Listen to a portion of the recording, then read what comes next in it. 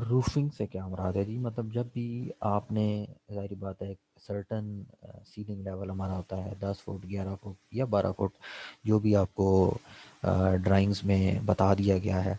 तो कॉलम खड़े करने के बाद उसके ऊपर अगर बीम्स हैं तो बीम्स हम खड़ी करते हैं, और उसके ऊपर हमारी स्लैब आती है।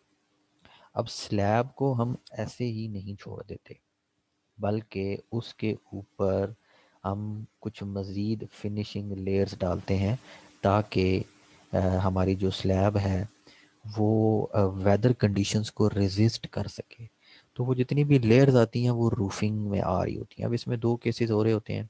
एक तो ये है कि आप जो मोस्ट कॉमन आपने देखा होगा, फ्रीक्वेंट प्रैक्टिस जो है वो हम चिप्स डाल देते हैं। मतलब स्लैब डाली और उसके ऊपर हमने चिप्स डाल दिया। एक तो तरीकाकार वो होता है। दूसरा तरीकाकार होता है कि आप स्लैब के ऊपर 3 या 4 डिफरेंट लेयर्स डाल दें मुख्तलिफ मटीरियल्स की, और उनका भी कमोबेश मकसद वही है कि वेदर रेजिस्टेंस प्रोवाइड की जाए आपको स्लैब में।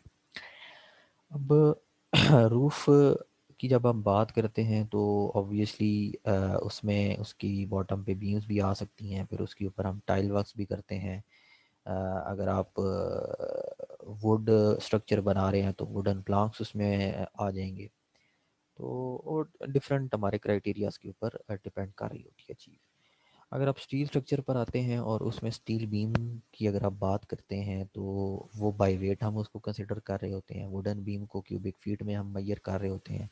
और हमारी जो टाइल्स होती हैं, अगर आप किसी टाइल होलसेलर के पास जाएं तो वो आपको स्क्वायर मीटर्स में मिलेंगी। आप उसकी क्वांटिटी एस्टिमेट कर लेते हैं और उसका टोटल एरिया कैलकुलेट करके जो हम ब्रिक्स हैं और टाइल्स हैं वो ऑर्डर कर लेते हैं। अब जब रूफिंग की मैं बात करता हूँ तो उसमें हमारे पास बिटुमेन के 2 कोट्स आ जाते हैं, और पॉलीथीन शीट्स, ये प्लास्टिक की शीट जो आप, जिसको हम टैलेक शीट बोलते हैं, स्कूलों में आप अपनी कॉपियों के ऊपर जो चढ़ाते थे, तो उसको पॉलीथीन शीट बोलते हैं। ये वाटर प्रूफिंग के लिए हम यूज़ कर रहे होते हैं।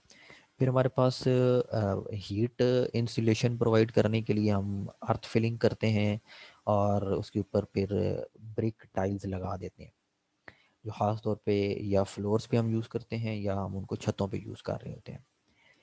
अब अगर डायमेंशंस की बात करें रूफिंग के पर्सपेक्टिव में, तो वो inner face to inner face हम उन डायमेंशंस को कंसिडर कर रहे होते हैं। और जो हमारा आइटम है, जब आप ये रूफिंग के आइटम्स हैं, इसकी जो क्या कहते हैं, एस्टिमेशन है, वो स्क्वायर फीट में हम कर रहे होते हैं एरिया के हिसाब से, और उसकी जो पेमेंट हम करते हैं वो भी ₹100 पर square feet of roof area हम उसको कंसिडर कर रहे होते हैं। ये एक दफ़ा दोबारा इसमें आपको देख लें। इसमें ये जितना भी इनर फेस से इनर फेस वाला एरिया होगा, वो हमारा रूफिंग में कंसिडर होगा। अब सबसे पहले इसके लिए मुझे लेंथ का पता होना चाहिए, और दूसरी तरफ से मेरे पास ब्रेड्थ का पता होना चाहिए या विड्थ का मुझे पता होना चाहिए। तो लेंथ निकालूंगा मैं, यहाँ से यहाँ तक 10 फीट है, फिर आगे 4.5 इंच की दीवार है, प्लस 12 फीट। तो ये मेरे पास लेंथ आ जाएगी 22.37 फीट। अब मैं अगर विड्थ की बात करूँ तो inner face to inner face 12 feet, plus ये आगे एक दीवार आ गई 9 इंच की, प्लस हमारे पास 7.25 इनर फेस तक जो वरांडा का है वो 7.25 फीट बनता था, क्योंकि ये आउटर फेस तक 8 फीट है। अगर आप इसमें से थिकनेस ऑफ वॉल माइनस कर देंगे तो 7.25 फीट बचता है। तो आपकी विड्थ आ जाएगी 12 प्लस 0.75 प्लस 7.25। तो इसको जब हम ऐड करते हैं तो ये हमारे पास 20 फीट्स आ जाता है। अब इन दोनों डायमेंशंस को आप मल्टीप्लाई करें तो हमारे पास टोटल एरिया आ जाता है उस रूफ का जिसके ऊपर हमने ये लेयर्स डालनी है, वो आता है 447.4 स्क्वायर फीट। अब सबसे पहले ब्रिक्स हमने किस तरह कैलकुलेट करनी है, और ब्रिक्स कैलकुलेट करने से पहले आपको अगर स्टार्ट वाली स्लाइड्स में जाएं तो ये रूफ का हमने एक क्रॉस सेक्शन देखा था, जिसमें सबसे पहले हमारी 4 इंच की स्लैब आती है, उसके ऊपर हमारी पहली लेयर आती है रूफ इंसुलेशन की, और उसमें हम 2 कोट्स लगाते हैं हार्ड बिटुमेन के।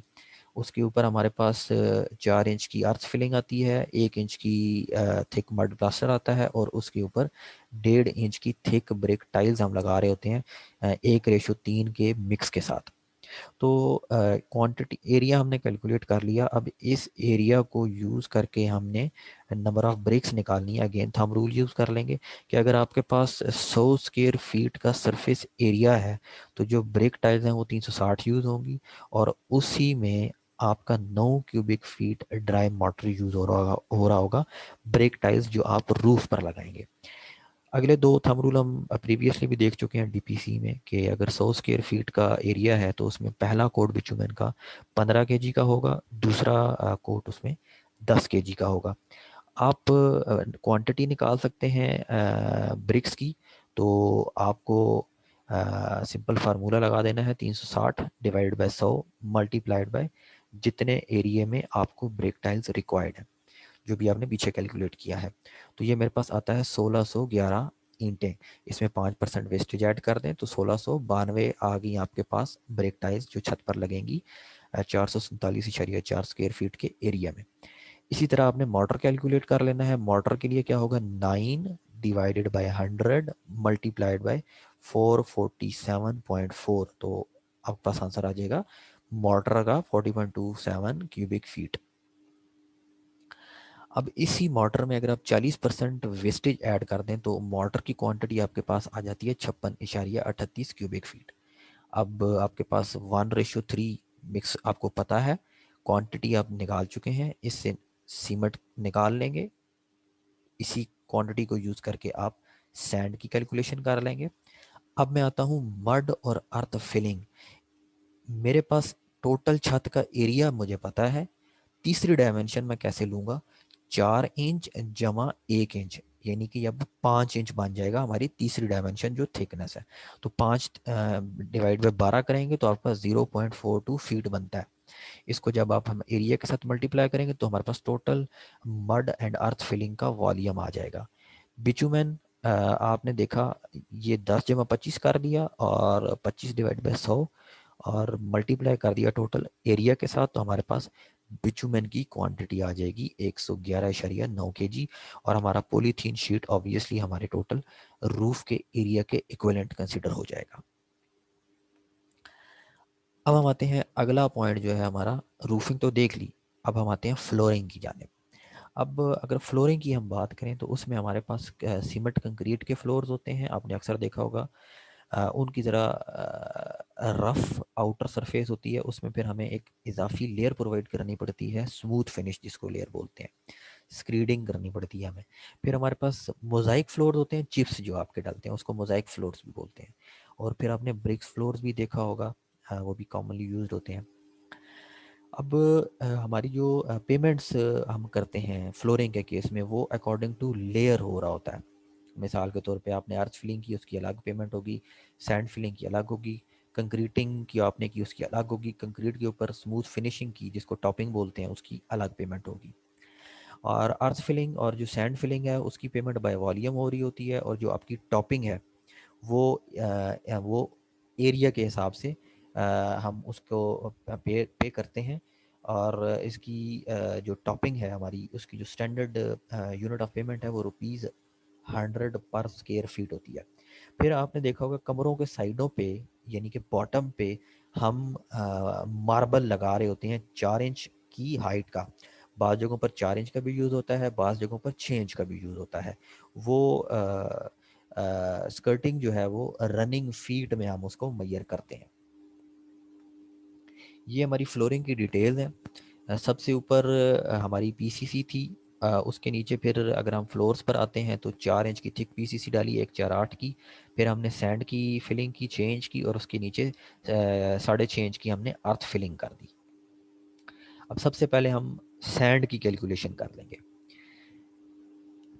वेरांडा की टोटल लेंथ मेरे पास इस टाइम मौजूद है, अगर आप कैलकुलेशन करें तो 10 फीट प्लस 12 फीट प्लस ये बीच वाली दीवार का की विड्थ, और आपकी वेरांडा की जो चौड़ाई है वो हो जाएगी 7.25 फीट्स।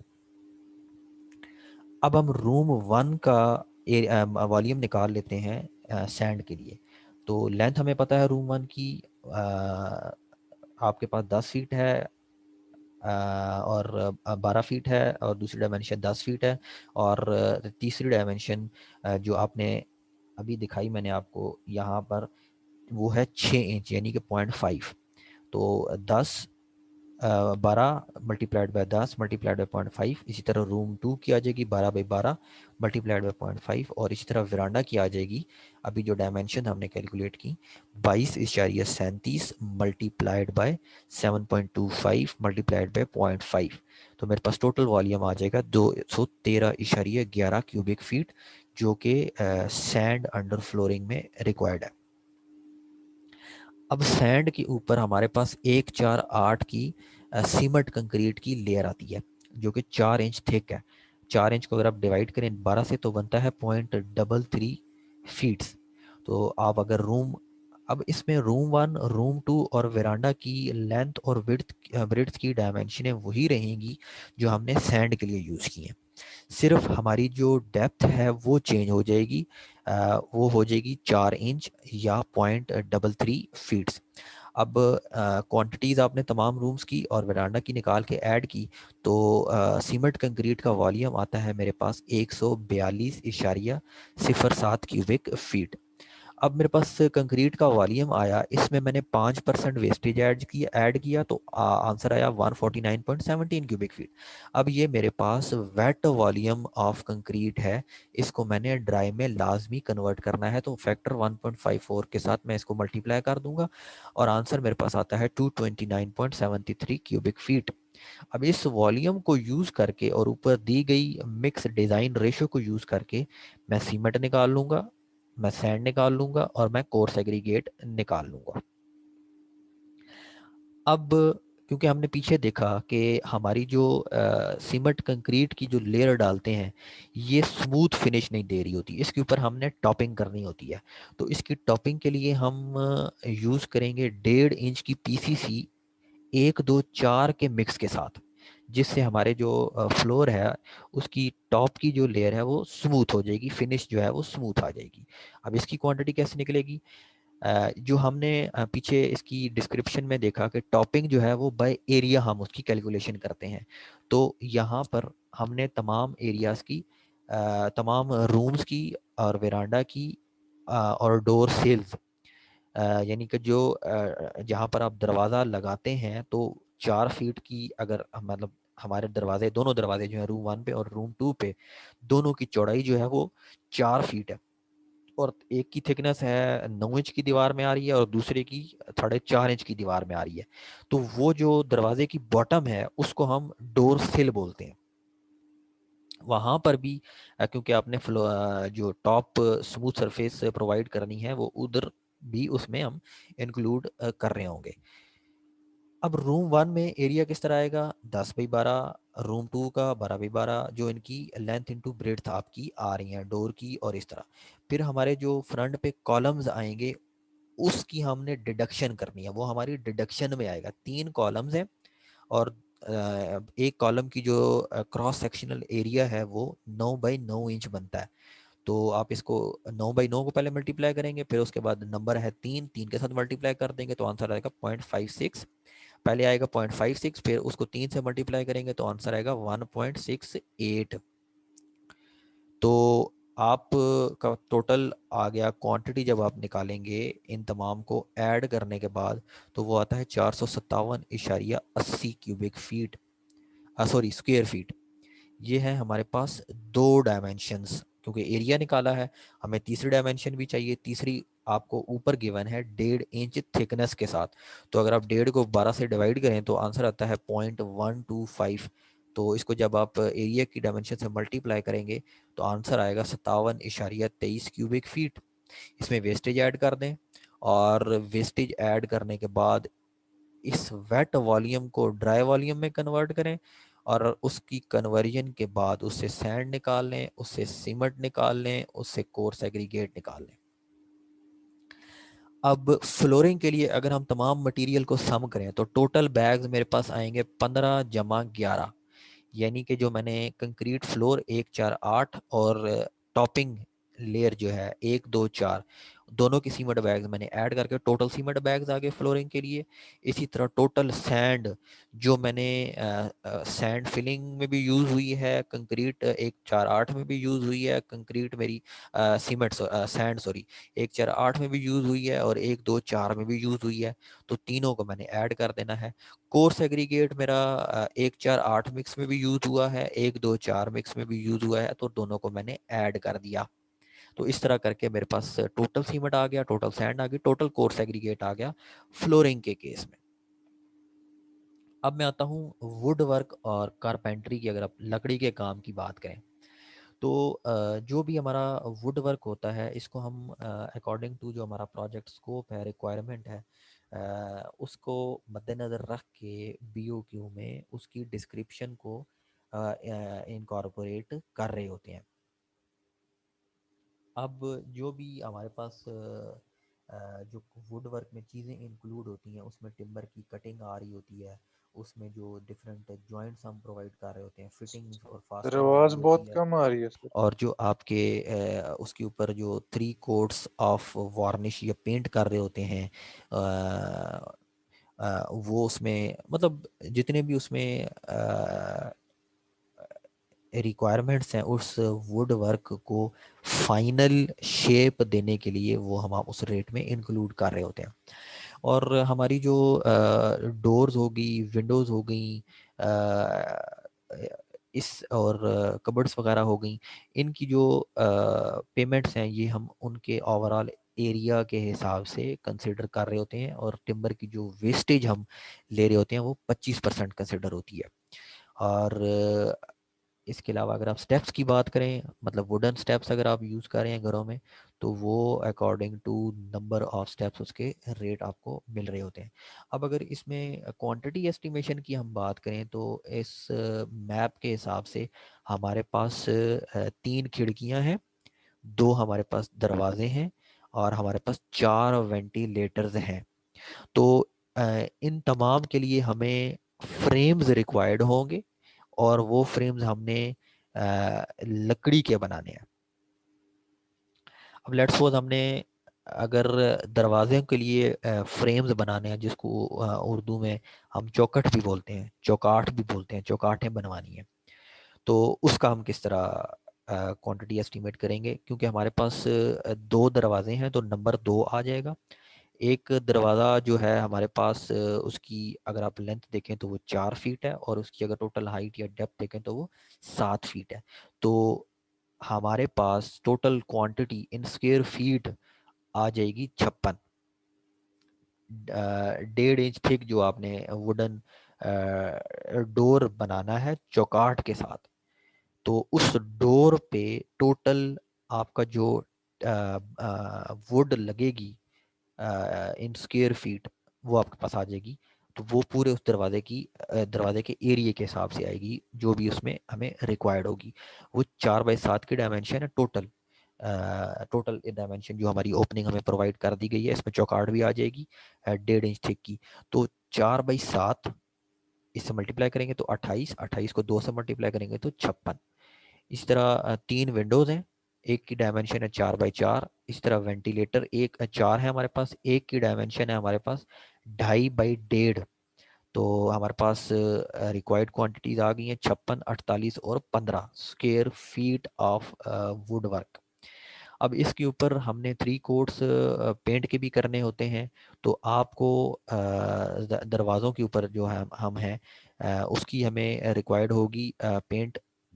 तो उसके 3 कोट्स दरवाजे पे जो एरिया है उसके अकॉर्डिंगली लगेंगे। तो एरिया आपके पास है 56 स्क्वायर फीट जो अभी आपने कैलकुलेट किया।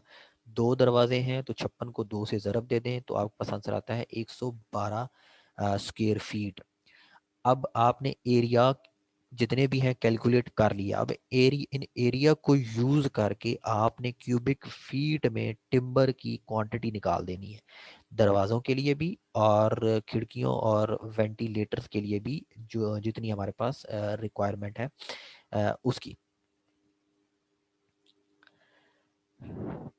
अब थंब रूल हमारे पास अवेलेबल हैं कि अगर आपके पास एरिया है 100 स्क्वायर फीट का, उसमें पैनल्ड, अब वर्ड पैनल्ड डोर्स का मतलब है कि आपको मार्केट से टिम्बर लेकर आए, उसको आपने हॉरिजॉन्टल मतलब कि स्मूथ क्या कहते हैं उसको, प्लेट्स की शक्ल में काटा according to your required thickness, और उसको फिर मशीन पे रख के कटिंग करके डिफरेंट शेप्स बना के उनको आपस में फिर कंबाइन कर दिया। जिस तरह अमूमन आपने लकड़ी के दरवाजे देखे होंगे, वो डिफरेंट कंपोनेंट्स अलग अलग बनाए जाते हैं, उनको फिर कंबाइन करके एक दरवाज़ा कंप्लीट कर दिया जाता है, उसको हम पैनल्ड डोर बोलते हैं। तो 100 स्क्वायर फीट के एरिया में हमें 13 क्यूबिक फीट टिम्बर रिक्वायर्ड होगा। और अगर आप ग्लेज्ड विंडोज, यहाँ पे वर्ड ग्लेज्ड का मतलब है ग्लास, जो खिड़कियाँ शीशे की, मतलब जो शीशा जिसके अंदर लगा होता है खिड़कियों के अंदर, उनको हम ग्लेज्ड विंडोज बोलते हैं। तो अगर 100 स्क्वायर फीट का एरिया है तो उसके लिए हमें जो ग्लेज्ड विंडोज और वेंटिलेटर्स हैं 8 क्यूबिक फीट टिम्बर रिक्वायर्ड होगा। अब इन थंब रूल्स को यूज करके हम दरवाजे के लिए टिम्बर निकाल लेंगे, 13 / 100 मल्टीप्लाइड बाय इसका एरिया, तो आपके पास क्यूबिक फीट में आंसर आ जाएगा 7.28 क्यूबिक फीट, जो दरवाज़ों के लिए टिम्बर चाहिए होगा 2 दरवाज़ों के लिए। फिर इसी तरह आपने टिम्बर कैलकुलेट कर लेना है विंडोज़ और वेंटिलेटर्स के लिए। दोनों का एरिया जब आप ऐड करेंगे, 48 + 15 तो बनता है 63, तो 8/100 मल्टीप्लाई बाय 63, तो आपका आंसर आ जाएगा 5.04 क्यूबिक फीट।